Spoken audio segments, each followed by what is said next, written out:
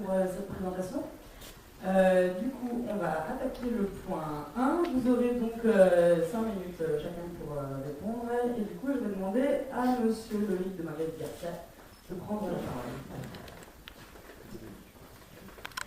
Bonsoir. Donc, le premier thème, c'est l'éducation, le seul vaccin. Est-ce que juste tu peux dire qui tu représentes? Oui. Luc Dominguez, donc je suis de la Lesbian Gay Pride. Je suis très heureux. Accessoirement. C'est les fous. Donc, premier thème, donc l'éducation, le seul vaccin contre les discriminations et les stéréotypes sexistes, racistes et homophobes. Donc, si vous voulez bien, on va poser comme postulat que l'école est un vivier de toutes les discriminations. Donc, partant de ce contexte, le meilleur des antidotes apparaît être l'éducation. Éduquer, ce n'est pas moraliser. Éduquer, c'est informer. Éduquer, c'est prévenir. Éduquer, c'est sensibiliser. La région a donc un rôle en matière d'éducation et donc un rôle à jouer dans l'éducation contre les discriminations et les stéréotypes sexistes, racistes et homophobes. Pour parler concrètement, des actions existent. Il y a par exemple des interventions en milieu scolaire qui sont faites par l'association SOS Racisme Rhône, SOS Homophobie Délégation du Rhône ou encore l'association Rimbaud. Mais ces associations, ces acteurs de terrain rencontrent deux principales difficultés. La première, c'est surtout un problème de moyens, notamment financiers, car ces interventions en milieu scolaire ne sont pas financées par la région, pas financées en tant que telles, en tout cas. Et face à un afflux de demandes, notamment reçues par SOS Racisme Rhône, cette association ne peut pas répondre favorablement aux demandes d'intervention en milieu scolaire. L'autre difficulté, c'est une difficulté plus pratique, plus technique. C'est, par exemple, les chefs d'établissement qui refusent d'ouvrir leurs portes aux associations, à ces acteurs de terrain. Pourquoi? Par méconnaissance, par frivolité, par crainte des réactions des parents. Alors, aussi, le problème d'agrément. Mais ce souci est en fait un paradoxe, car cet agrément est délivré par le ministère de l'Éducation nationale pour pouvoir intervenir. Toutefois, pour pouvoir avoir cet agrément, il faut avoir fait des interventions. Vous comprenez bien que du coup on se trouve dans une situation complètement ubuesque, puisque pour intervenir, pour avoir un agrément, il faut avoir fait des interventions, et pour avoir cet agrément, on nous demande des interventions. Donc, les associations sont donc dans une impasse quand on leur objecte cet agrément. Alors, ma question est la suivante. Comment comptez-vous soutenir ces actions concrètes qui existent déjà, si vous comptez les soutenir? Et avez-vous prévu de mettre en place d'autres leviers pour agir contre toutes les discriminations dans l'enceinte scolaire? Merci beaucoup. Alors, je vais passer la parole à Madame Boucala pour commencer. Merci. Bonsoir et puis, merci pour votre témoignage parce que c'est toujours important quand on est élu aussi, et je crois que le moment de la campagne il est aussi fait pour ça, de pouvoir effectivement avoir le retour que vous nous faites ce soir. Alors, la région Rhône-Alpes, c'est 256 000 lycéens, 48 000 apprentis. On soutient chaque année 3 000 projets à l'intérieur des établissements scolaires sur des thématiques très diverses.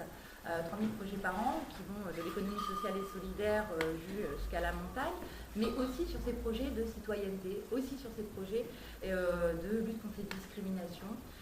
Et puis nous avons très récemment aussi fait un renfort de financement autour des questions de laïcité. Ce que vous dites, je l'ai déjà beaucoup entendu. C'est-à-dire que nous finançons les établissements scolaires pour pouvoir mettre en place ces projets. Donc on a la région qui finance c'est des sommes assez conséquentes, ces projets-là. Nous avons à l'intérieur des établissements scolaires aussi des proviseurs qui font des choix, des conseils d'administration qui font des choix sur ces projets qui s'appellent Eureka. Et j'ai entendu bien souvent des associations qui nous font retour, oui mais nous, le souci c'est que nous ne sommes pas financés pour intervenir. Donc je crois qu'il faut qu'on mette tout cela à plat. Et je pense que notamment il y a quelque chose qui serait intéressant de travailler, sur lequel la région est tout à fait en compétence pour pouvoir aussi créer ce lien, ce lien entre les associations et les établissements scolaires, c'est les délégués à la vie lycéenne. Parce que je siège pour Jean-Jacques Kéran sur les 2 comités académiques de la vie lycéenne, c'est-à-dire les représentants des lycéens dans les 2 académies, bientôt ce sera 3. Et eux, par contre, nous disent, oui, mais alors moi j'ai tel projet dans mon établissement et je ne sais pas à qui m'adresser.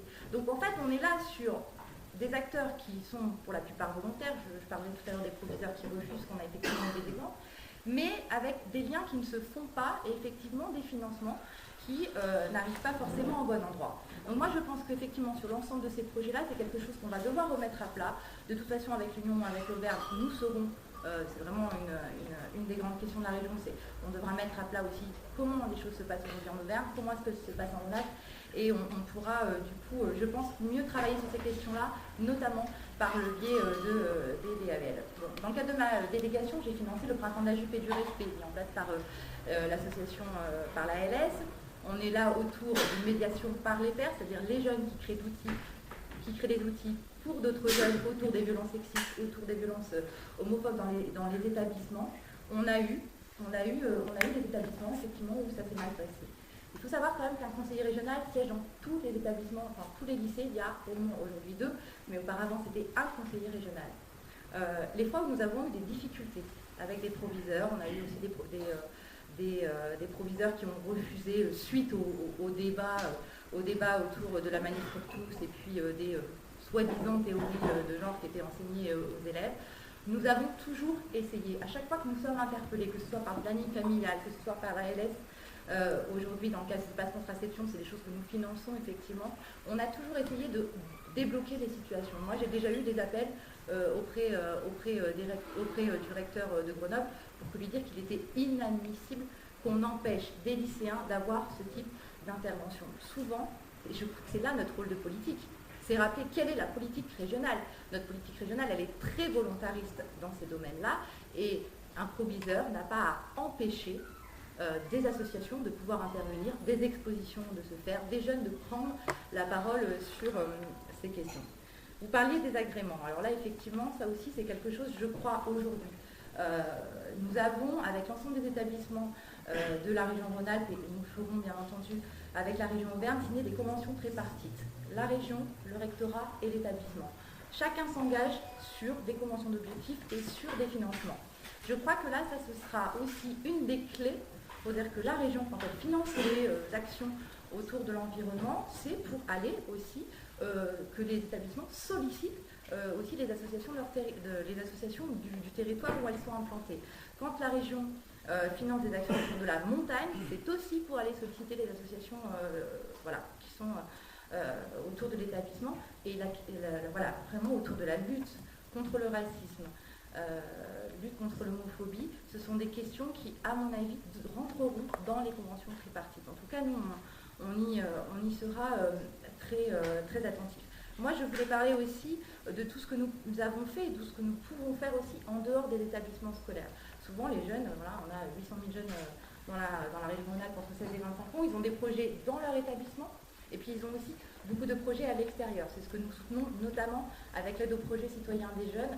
C'est à peu près 250 projets que nous finançons dans le cadre de la délégation jeunesse chaque année sur tout le territoire, avec des jeunes qui vraiment s'investissent. On dit toujours aujourd'hui la jeunesse n'est pas engagée, etc. Bien au contraire. Ces jeunes-là, bien souvent, ils portent des projets très citoyens, les questions de santé, les questions de citoyenneté, les questions de lutte contre les discriminations, les questions de racisme, de lutte contre l'antisémitisme sont très très présentes dans leurs projets, et ça c'est vraiment des choses sur lesquelles on les soutient. Alors ça ne peut pas être des gros financements, parce que c'est aussi le budget de la délégation jeunesse qui est construit de cette manière-là, mais en tout cas à l'extérieur des établissements, c'est aussi des choses que nous pouvons faire. Ça a sonné, donc on m'arrête là. Ah ouais, je vous remercie, c'est parfait. voilà, j'ai tenu mon temps de parole, je le dis comme ça. Et donc, vous avez Monsieur Brun la parole, s'il vous plaît. Oui, bon, je ne vais pas reprendre tous ceux sur quoi on est d'accord, parce que je pense que ça ferait une grande liste et ce serait moyennement intéressant sur les compétences régionales, l'intervention des associations, notamment les lycées technologiques, lycées professionnels, etc. Le travail sur l'orientation, les stéréotypes en termes d'orientation, un certain nombre de choses sur lesquelles on partage complètement, la poursuite de la quinzaine de l'égalité sur les 12 départements, etc. etc.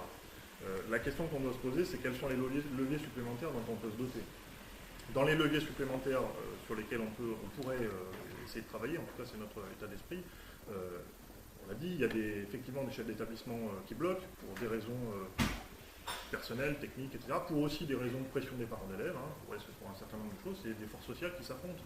On l'a vu sur la Manif pour tous, il y a des forces sociales qui s'affrontent dans le pays. Notre question, c'est à l'intérieur des lycées, à l'intérieur des structures, les lycées professionnels, comment on fait monter en puissance les forces sociales qui seraient favorables à la lutte contre la discrimination. Dans notre idée, par exemple, il faut favoriser l'utilisation des budgets participatifs en les fléchant sur des thématiques, et notamment de pousser les lycéens à eux-mêmes imaginer des projets de lutte contre la discrimination au travers de ces budgets-là. C'est quelque chose qui contribue à faire bouger les lignes des forces sociales dans les lycées. On a aussi un certain nombre d'intervenants supplémentaires sur lesquels on peut s'appuyer, comme par exemple les JAD, les jeunes ambassadeurs des enfants, etc., avec lesquels on peut développer des choses sur l'information sur ses droits. Évidemment, on ne va pas faire rentrer les enfants dans des logiques d'affrontement, mais les informer sur leurs droits, les informer sur les réflexes à avoir en cas de discrimination, et puis commencer ce travail-là est intéressant. Ce sur quoi on va buter assez rapidement, et en tout cas ça c'est une analyse qu'on peut avoir, c'est que les moyens financiers des associations sont peut-être insuffisants, mais dans l'hypothèse où on généraliserait l'intervention des associations, on aurait probablement aussi un problème de moyens humains dans les associations. Et donc la question, c'est peut-être de passer à une deuxième phase, c'est-à-dire de ne plus seulement se contenter, mais là, pour le coup, c'est plus de la compétence régionale, mais de ne pas se contenter de financer des interventions en structures qui l'acceptent, mais peut-être travailler aussi, permettre aux associations d'avoir une intervention dans le cadre de la pédagogie de la formation des professeurs, dans le cadre d'un certain nombre d'intervenants qui sont déjà présents dans le lycée, de manière à aussi transformer le lycée de l'intérieur au travers de la structure qui est à disposition. Parce que pour le coup, là, on a des gens qui sont présents, on a des gens qui sont en nombre important, etc. etc. Dans le travail également parlementaire, Cécile Cukierman est intervenue, alors c'est dans des lois, voilà, il y a eu des lois sur les actions de groupe, il y a eu des lois de ce genre-là. Sur la loi sur l'égalité homme-femme, par exemple, une des questions, c'était la poursuite de la question de l'ABCD de l'égalité, qui a été remise en cause. Et donc, nous, l'une des questions, c'est de ne pas céder sur cette affaire-là et de relancer, bon, évidemment, sous une forme qui ne sera pas la même, puisque, voilà, on sait ce que ça a donné, mais en tout cas, de ne pas céder sur cette affaire-là. Et c'est des interventions qui ont été menées, voilà, des lois, parce qu'il nous semble important de conserver ça à l'esprit. Après, moi je reviendrai quand même à une question principale, c'est que l'éducation, si on veut une éducation de qualité, et ça pour le coup ça sort des questions de simplement de lutte contre les discriminations, aujourd'hui on a un problème de moyens. Vous avez des intervenants spécialisés qui existent mais qui sont très peu nombreux, vous avez des problèmes pour organiser des interventions hors programme scolaire dans les lycées. Donc il y a une question de moyens. Je pense quand même que la base, et je l'ai dit en introduction, c'est la question de l'austérité. On est aujourd'hui dans un véritable carcan qui est imposé par les politiques budgétaires où tous les ministères, et notamment le ministère de l'Éducation, sont appelés à faire des économies, où les collectivités territoriales vont voir leur budget réduit. Dans ce cadre-là, on peut avoir des objectifs plus ambitieux. À partir du moment où les moyens sont en réduction, eh ben on sera dans des situations cornéliennes où il faudra choisir qui est-ce qu'on défend le plus. Et ça, pour nous, ça n'est pas acceptable. Donc au niveau de la liste Humain d'abord, on défend cette notion d'humain d'abord. C'est-à-dire que d'abord, on met en face les besoins, et là, il y a un besoin d'intervention dans les lycées, et il y a un besoin de moyens par rapport à ces interventions, que ce soit les subventions d'associations, que ce soit les budgets de l'éducation nationale. Il faut que ça passe avant les questions économiques. on l'a dit, la sécurité, le pacte de sécurité plutôt que le pacte de stabilité. Pour ce qui nous concerne, le pacte d'éducation plutôt que le pacte de stabilité, ça aurait été pas mal aussi. Alors, moi, je mets un bémol par rapport à la présentation qui a été faite. C'est-à-dire que l'éducation, c'est un élément extrêmement important parce que ça forge l'état d'esprit, ça forge à la fois les décideurs et en même temps l'opinion de demain. En même temps, il n'y a pas que ça. Je pense que dans la lutte contre la discrimination, alors ça c'est plutôt mon dada, il ne suffit pas de connaître ses droits, il ne suffit pas d'avoir des relais associatifs, etc. Il faut aussi être en capacité de faire valoir ses droits. Et on a deux problèmes dans le cas de faire valoir ses droits. C'est le problème dans l'entreprise des moyens syndicaux. Il faut développer les moyens syndicaux pour que les syndicalistes aussi puissent s'emparer de ça. C'est pas qu'une question, voilà, et les syndicalistes, alors pour le coup, en plus, les syndicalistes dans l'éducation, on peut dire, c'est l'aboutissement de tout ça. Mais que dans l'entreprise, les discriminations LGBT, et je termine là-dessus, sont absolument abominables, et ce à quoi on est confronté, c'est qu'on est dans l'incapacité de faire valoir ses droits. Donc il faut travailler sur ce sujet-là, et puis je vais m'arrêter là, parce que ça se dit. Je vous remercie. On termine par Alors, évidemment, complètement en phase avec l'idée que la question de l'information, de la formation et de la prévention est essentielle. Beaucoup de choses ont été dites. Moi, j'aimerais rappeler qu'effectivement, la région a compétence sur les lycées et un peu les universités aussi, mais elle n'a pas de compétence sur l'éducation, qui relève de l'éducation nationale. Donc, comme Sarah l'a dit tout à l'heure, depuis un certain nombre d'années, la région a mis en place des projets périéducatifs, la cité Eureka, mais il y a aussi d'ailleurs chaque année le printemps de la jupe, avec les journées de la jupe dans les établissements, sous la forme du volontariat, bien évidemment. C'est pas la région qui dit à chaque lycée vous allez faire tel projet, c'est plutôt un appel à projet et on subventionne les projets qui sont montés. On peut quand même imaginer que la région ait un rôle politique, parce que je pense que la région peut affirmer son rôle et son poids politique en informant les chefs d'établissement, les enseignants, d'un certain nombre de priorités dans ces projets périéducatifs, et en particulier de lutte contre les discriminations et de prévention par rapport à la santé, qui sont les deux sujets de ce soir. Par rapport à ça, vous parliez des associations. On traitera, je crois, dans le deuxième temps. Les associations qui interviennent dans les projets périéducatifs qui sont financés par la région doivent être payées pour leur intervention. Et il me semblerait normal que ce soit le fonctionnement habituel, puisque la région débloque de l'argent pour ça. Il y a un exemple qui existe, qui est né en Rhône-Alpes en plus, qui est maintenant un peu généralisé, mais qui est quand même très très fort en Rhône-Alpes, qui a été créé il y a quelques années maintenant, c'est celui de la FRAPNA. La FRAPNA, en Rhône-Alpes, s'est lancée dans l'éducation à l'environnement, et ça a été sa priorité. Aujourd'hui, la FRAPNA éduque, entre guillemets, à l'environnement 100 000 enfants et jeunes par an en Rhône-Alpes. 100 000. C'est énorme. Ça a pris un certain nombre d'années, bien évidemment. Elle est soutenue par la région, on en entendra tout à l'heure, dans son fonctionnement habituel, et dans ses interventions dans les écoles des différents niveaux. Donc je pense qu'on peut tout à fait imaginer un système similaire d'associations au pluriel, labellisées par la région, qui doivent se coordonner, s'organiser, bien évidemment, entre elles, mais vous avez montré ce soir que vous êtes capable de le faire. Peut-être que la région peut apporter un soutien à ça, pour qu'ensuite on puisse développer ces actions de prévention, d'information et de formation au niveau des lycées. Et puis, un dernier mot, mais j'ai toujours l'habitude d'être assez bref. Mon collègue parlait d'austérité. Il y a deux façons de gérer l'austérité, parce que la diminution de la dotation globale de fonctionnement, on pourra se plaindre, et on le fera, on pourra hurler, et j'espère qu'on le fera tous, contre les choix du gouvernement, mais il y a peu de chances qu'on arrive à les faire changer de la région. Donc on va avoir quelques centaines de millions d'euros en moins sur quelques années en termes de budget. Il y a deux façons de gérer les choses, soit on diminue un peu tous les robinets, et donc tout le monde est raboté, soit on fait des choix. La politique, pour moi, c'est faire des choix, et c'est dire qu'il y a des choses, on n'a peut-être plus besoin de les financer, puis il y a d'autres choses qui restent nos priorités, et nos priorités, il faut qu'on les finance. Et nos priorités, bien évidemment, dans le domaine social et culturel, on pourra en parler longuement, mais dans le domaine de la prévention et de la formation, ça reste pour nous des priorités. Voilà, je vous remercie. Il vous reste encore moins de minutes. Non, mais c'est bon. Très bien. Alors, sur la thématique de l'éducation, bien entendu, par rapport aux propositions de Méthode de la Marche. Si vous pouvez vous lever, puisqu'en fait on ne voit pas. Bonsoir à vous trois. J'avais une question déjà sur les compétences de la région. Vous avez parlé de la compétence lycées et peut-être un peu d'université, et les collèges et l'école. Le collège, c'est département et l'école, c'est les communes. Donc la région... On n'intervient ni dans les collèges ni dans les écoles. D'accord. Et ma deuxième question, c'est l'impact, et c'est pas du tout un prosélytisme ou quoi que ce soit, l'impact justement discrimination-religion, puisqu'il y a forcément des liens en fonction des religions. Si on prend, je vais rentrer un peu dans le dur, mais on va dire, par exemple, ceux qui étaient plutôt catholiques étaient contre, je sais pas quoi, comment vous appelez ça, la PMA et le mariage pour tous.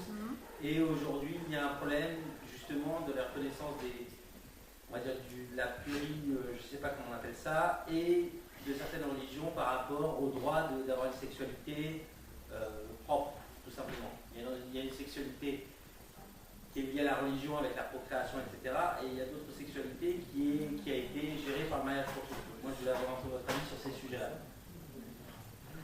On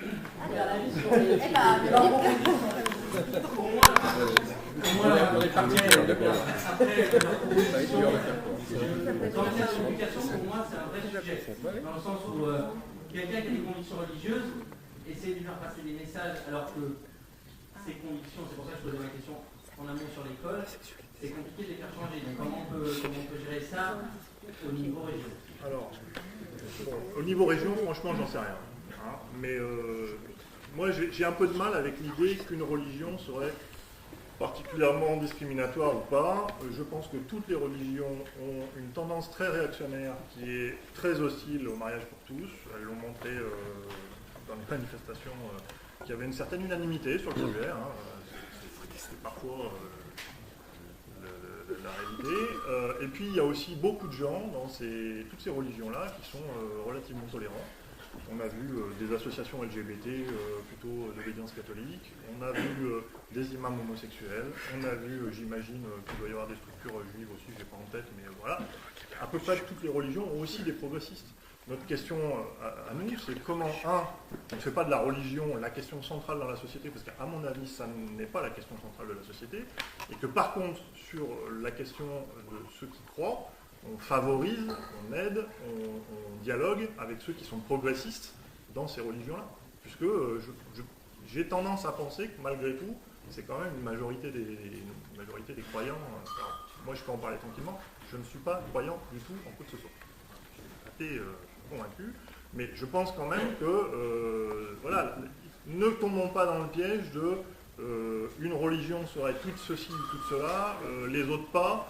Donc voilà, moi je pense qu'il y a des vrais progressistes dans toutes ces religions, c'est ceux-là qu'il faut encourager. Bon, après, ça peut passer peut-être au niveau régional par des questions de subvention, mais je ne suis pas sûr qu'il y ait beaucoup de subventions sur les religions, parce qu'il me semble qu'il y a quand même des principes de laïcité et tout ça. Bon, voilà. Donc le domaine régional sur le sujet, c'est pas trop évident. Non, là où je vous demanderais, c'est que effectivement, moi je ne sais pas si des religions plus discriminatoires que d'autres, ça me paraît, voilà, je pense que cette vision-là est particulière. Je pense que dans toutes les religions, quelles que soient les religions, il y a des gens très ouverts, avec des valeurs qui peuvent être humanistes. Bon, en tant que radical de gauche, je vais quand même le dire, l'éducation, quoi qu'il arrive, sur la sphère scolaire en elle-même, doit rester une sphère laïque. C'est-à-dire qu'on ne peut absolument pas prendre en compte ces questions-là lors d'une intervention qui serait celle de la région par l'ensemble des personnels qui sont dans l'établissement. Il y a 5000 agents au quotidien qui travaillent pour les lycéens et qui dépendent de la région, ou dans les interventions qui sont faites et qui seraient financées par la région. Voilà, la sphère laïque, elle doit être respectée. Je pense que c'est quelque chose qui est discuté, je pense aujourd'hui effectivement peut-être dans certains établissements, peut-être que des questions religieuses arrivent lors des interventions, mais en tout cas, nous, notre position est que ces questions-là, voilà, il est hors de question qu'il y ait des différences qui soient faites, voilà, en fonction d'une religion supposée ou, je ne sais pas, à l'intérieur d'un établissement. Il faut quand même dire que la région s'est dotée d'un outil qui s'appelle l'Observatoire régional de la laïcité, au-delà du fait que c'était une proposition du groupe Parti radical de gauche, mais qui a été votée par l'ensemble de la majorité, dans lequel l'ensemble des élus de la majorité siègent. Je dis au passage, l'opposition ne siège pas. Choisi de ne pas venir. Cet observatoire réunit donc des élus, des experts, donc ça peut être des historiens, des personnes du monde juridique, et puis aussi des personnes qualifiées, 2 membres du rectorat pour aborder l'ensemble des questions liées à la laïcité en lien avec les compétences de la région, mais pas seulement. À savoir que cet observatoire régional a été créé avant les attentats du mois de janvier, que c'était une vraie proposition et un vrai choix de majorité d'aller sur cet observatoire. Il nous semblait déjà à l'époque, effectivement, avant Charlie, que c'était des questions qui aujourd'hui étaient prégnantes et c'est un vrai lieu de débat, d'échange et aussi de proposition. C'est comme ça que dans le cadre des 4e assises régionales de la jeunesse, on a fait venir 250 jeunes en service civique à l'hôtel de région pour discuter autour de ces 2 thématiques, engagement et laïcité. Mais voilà, je vais vraiment rappeler la terre laïque de l'affaire scolaire. Alors très rapidement, d'abord il faut se méfier de ce que penserait telle ou telle religion. J'ai découvert moi assez récemment qu'il y a quelques dizaines d'années, les imams dans les mosquées donnaient des cours d'éducation sexuelle. Très pratique parce qu'il y avait un vrai besoin d'informer, de former les jeunes à ce moment-là. Il faut se méfier des gens qui représentent plus ou moins une religion, ou qui croient plus ou moins dans ces choses-là, et qui peuvent avoir des opinions très différentes dans toutes les religions. Il y a des gens très progressistes aussi. Deuxième chose, complètement d'accord avec Sarah, l'intervention de la région elle est laïque. Ça veut dire qu'elle doit permettre à tous d'avoir la religion qu'elle veut, mais que cette religion-là n'impose pas quoi que ce soit dans la sphère publique et dans la sphère des lycées qui sont de la compétence de la région. Et troisième chose, du coup, c'est un combat aussi à mener sur la discrimination du fait de la religion, qui est aussi une réalité, y compris dans les cantines scolaires, et donc des lycées en particulier. C'est un vrai débat qui traverse notre société depuis quelques temps, et moi je suis un militant des repas de substitution, et en particulier des repas d'ailleurs végétariens de substitution, qui a été une proposition de loi portée par un député socialiste, je crois au départ, ou Mattel Rouge, je ne me souviens plus, mais qu'on a soutenu largement, pour effectivement permettre à tous de vivre ce qu'ils veulent sans être discriminés d'une manière ou d'une autre. Voilà. Merci. Est-ce que ça répond à votre... Moi, c'était pas que la religion, c'était la discrimination avec l'inclusion de ça. Mais bon, j'ai bien compris le propos. C'était pas la religion. La religion, moi, ce qui m'intéressait, c'est la discrimination et comment la gérer. Juste voilà, pour rebondir sur ce que vient de dire Jean-Charles, aujourd'hui, la région travaille de plus en plus dans le cadre de la restauration scolaire autour de buffets qui permet effectivement, dans le cadre de repas de substitution, voilà, que chacun aussi puisse faire ses choix avec la substitution de qualité. Je vous remercie. On peut prendre une petite remarque encore, une petite question. J'ai le micro, pour prendre la parole. Thomas Rigaud, j'ai eu l'occasion en tant que militant de l'Association de travailler avec la région sur les questions de discrimination et notamment sur les interventions scolaires. Professionnellement, je suis directeur de la région de l'APEL aussi. J'ai travaillé avec la région sur les questions de décrochage scolaire et d'intervention en lycée autour du dispositif Eureka. Je partage grosso modo votre propos quand vous dites on est d'accord sur de nombreuses choses et je crois que les finalités de l'intervention unique, on les partage tous. Néanmoins, et je saisis un peu vos interventions, je pense qu'au-delà de ces volontés, de ces valeurs qu'on partage, il est nécessaire de partager demain une ambition. Effectivement, on a pu très bien travailler tant sur ma casquette associative que professionnelle sur ces éléments-là. Mais quelle est l'ambition pour nos jeunes? Jean-Charles, tu parlais de 100 000 jeunes formés à l'éducation pour l'environnement. Moi, je ne crois pas me tromper si je vous engage, ou si j'engage les associations qui sont là ce soir. Le fait n'est pas dans les organisateurs par manque de temps, sinon, comme il y a 5 ans, on aurait participé aux événements et je peux engager l'appel à l'an d'ailleurs également. Je suis prêt à vous faire une proposition si l'un d'entre vous ou plusieurs gagnent la région demain, de vous proposer un projet ambition pour tous les jeunes de la région.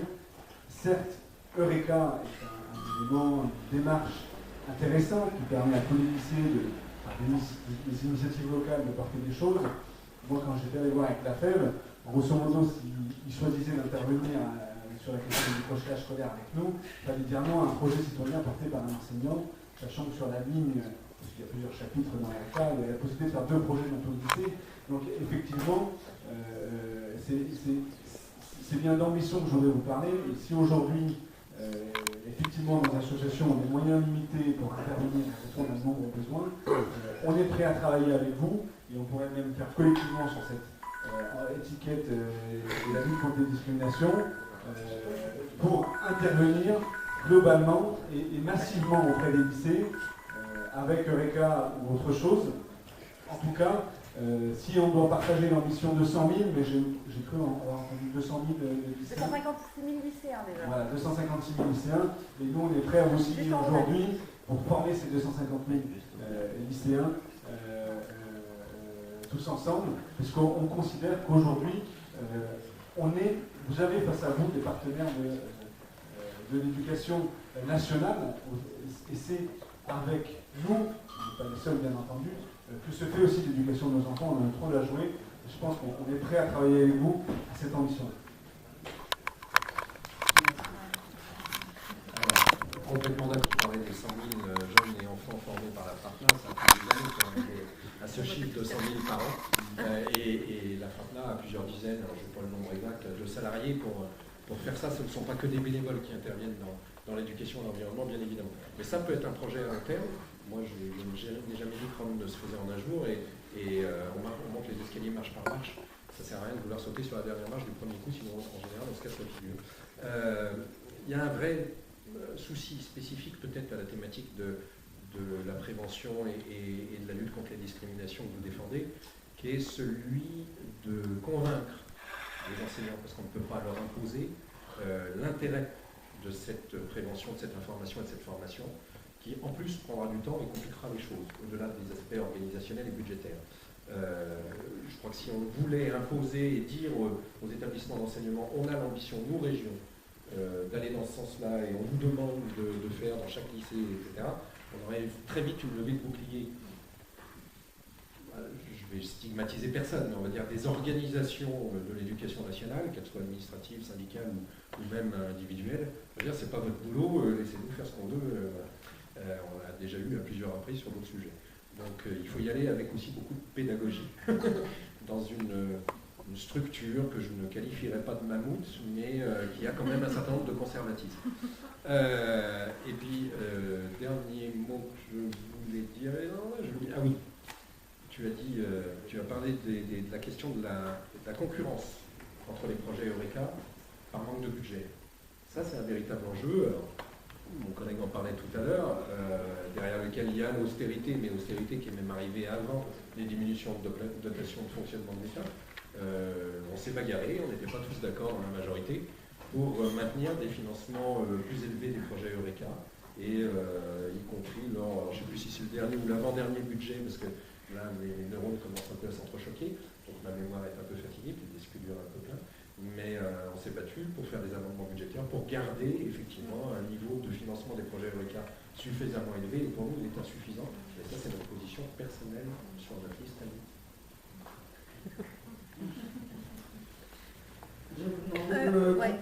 Voilà, juste très rapidement, pour la liste, c'est la région, on a une proposition qui serait de proposer aux établissements, parce que comme le disait Jean-Charles, la région ne peut pas imposer des choses aux établissements, de proposer aux établissements, au lycée, d'accueillir un jeune en service civique par lycée.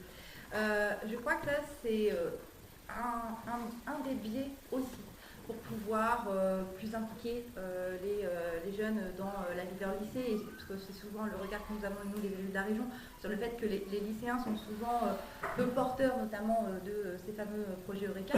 Mais en tout cas, je retiens votre proposition, et si jamais nous sommes amenés à être encore aux manettes, ce sera quelque chose qu'on regardera attentivement, et comme je le disais tout à l'heure, je pense que sur Eureka, il faut revoir à la fois les modalités, et puis effectivement les questions de financement. On va être dans une région qui sera encore plus grande avec la région Verne. Je crois que c'est vraiment quelque chose qui mérite d'être remis à plat, même s'il y a déjà eu un premier travail sur ce mandat. Oui, moi je vais revenir juste 2 secondes sur la question de l'austérité, parce qu'on a beau dire que c'est un sujet national et que les élections sont régionales, c'est vrai, les élections sont régionales, elles ont toujours une portée d'analyse nationale. Et j'ai du mal à envisager la manière dont on peut établir des règles de restriction pour ensuite distribuer les promesses au moment des élections. Parce que moi je peux vous faire tout un tas de promesses sur l'augmentation des subventions, etc. La réalité, c'est que toutes les collectivités, que ce soit la région et encore plus les collectivités locales, vont être soumises à des choix qui sont des choix déchirants. Déchirants, parce que à la marge, il peut y avoir des bricoles à supprimer. Bon, mais enfin, si on prend les mairies, par exemple, ça va être un choix entre l'action sociale ou l'action culturelle, etc., etc. Alors, chacun va établir ses priorités. N'empêche qu'on est dans une situation où il faudra contenter certains au détriment d'autres. Et pour ce qui nous concerne au niveau de la liste que je représente, d'abord, alors bien sûr, après on pèse aussi sur ces sujets-là. Quand vient la question de la discussion de la subvention ou de la ligne de crédit, on intervient aussi sur ce sujet-là. Mais d'abord, il faut quand même mener la bataille de fond. Et la bataille de fond, c'est les moyens globaux attribués aux collectivités, c'est les moyens à l'éducation, etc. Sinon, ensuite, on peut raser gratis et faire des promesses sur tout. La réalité, c'est que les enseignants, ils ont beau avoir des conservatismes ou je ne sais trop quoi, ils sont comme la société en général. Si on veut qu'ils changent d'état d'esprit, il faut peut-être leur attribuer de la formation. Parce qu'ils ne sont pas, étant profs, ils ont quand même pas la science infuse. Et moi, je sais que quand j'ai milité à l'LGP, j'ai appris beaucoup de trucs, notamment sur la question des trans, parce qu'on avait, je ne me rappelle plus du nom de l'association, Chrysalide, qui nous avait fait une formation, enfin c'était pas vraiment une formation, mais enfin, ça correspondait à ça. Bon, on découvre des choses. Et les profs, ils sont dans cette situation-là aussi. Il y a beaucoup qui réagissent comme des citoyens lambda, les profs, l'administration, etc. Donc si on veut faire bouger les choses, il y a les questions régionales, sur lesquelles on va pouvoir jouer sur les leviers. Il y a quand même le levier principal. Et ça, je pense que le résultat du vote, il pèsera.